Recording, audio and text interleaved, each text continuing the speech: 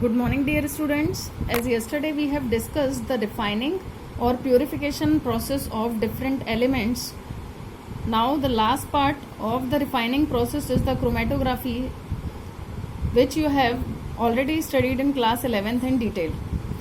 Now let's see, the chromatography is the recent and most efficient method for the separation, purification and testing the purity of the elements.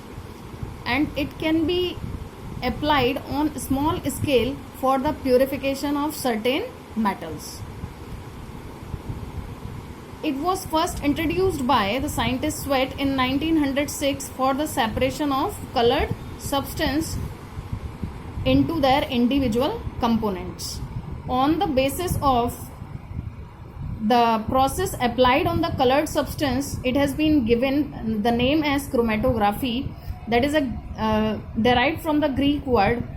The chroma means colored, graphy means writing, colored writing. But now it is no more applied for the colored substances only, because now the colorless substance can also be separated or purified by the chromatography.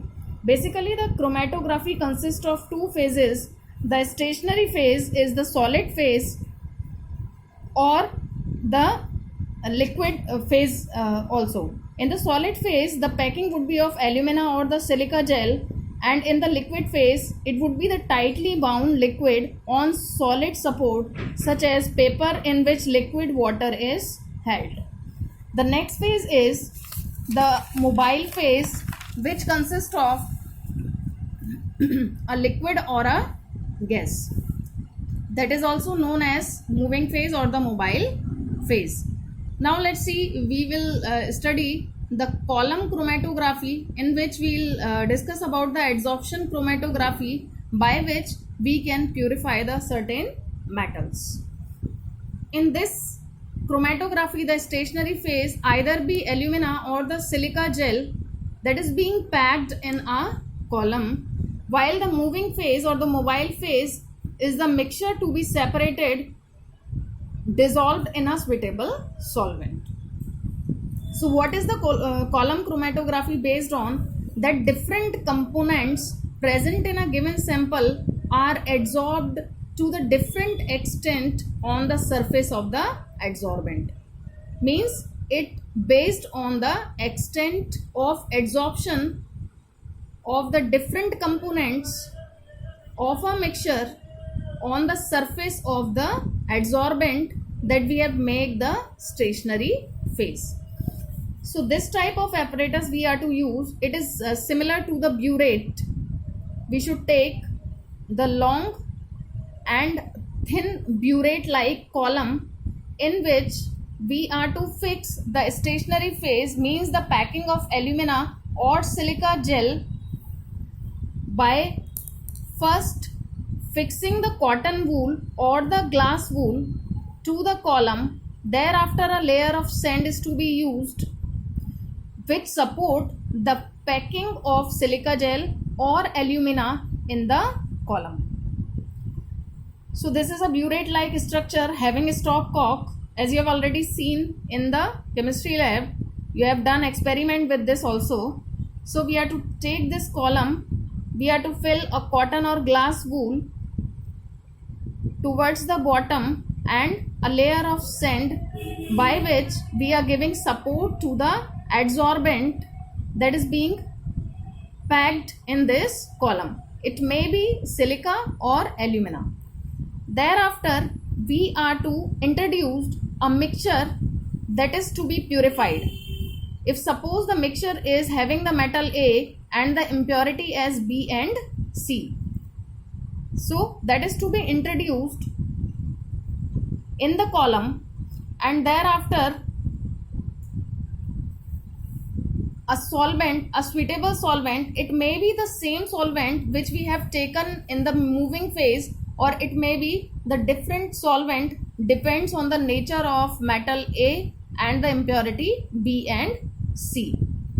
So now the elution process is to be done. What is the process of elution? The process of separation of different component of the mixture from the adsorbent and the recovery with the help of suitable solvent is known as the elution process. So during this process, now we are to drop the suitable solvent in the column, by which this mixture, which is having the component A, B and C, would be separated. It is based on the affinity of the components to the adsorbent or to the solvent. When we will drop the solvent to the column, what will happen? This mixture would be separated into A, B, C in the form of bands, whether it would be colored or colorless. So let's see, as we are able to see that A component is adsorbed nearby the top of the column, while C is adsorbed near the bottom of the column. Why it is so, and what can be the resultant by this? Because the affinity of the component A is more towards the adsorbent, that's why it is easily adsorbed at the top end side, while it is having the less affinity to the solvent, that's why it will not move to the farther distance, you may say. So it would be adsorbed first, showing more affinity to the adsorbent would be adsorbed first. Thereafter B is moderately having the affinity towards the adsorbent, but more affinity towards the solvent in comparison to A, while C is having least affinity to the adsorbent, that's why it goes to a long distance in the column and get adsorbed afterwards. It means it is showing the more affinity to the solvent. Basically we say that our solvent is polar in nature, so we may say that is having more polarity in comparison to A and B. It would be more polar in comparison to A and B. And now these bends would be formed on the column of the column that is having the stationary phase. Now they can be recovered by dropping the solvent regularly. When we will continuously drop the solvent, these different phases according to their affinities to the solvent will be collected in the receiver by and by. Like C would be collected first because it is having more affinity to the solvent, that's why it would be recovered first. Thereafter the B would be collected and finally A would be collected. So like this we can separate or refine the metal from the impurities.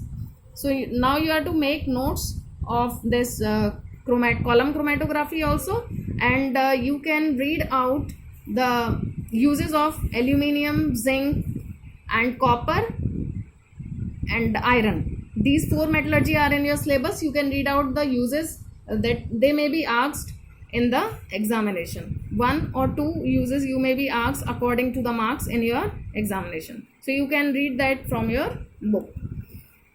And now we have finished this chapter. So as today is your query session, so you can ask your queries accordingly. Thank you.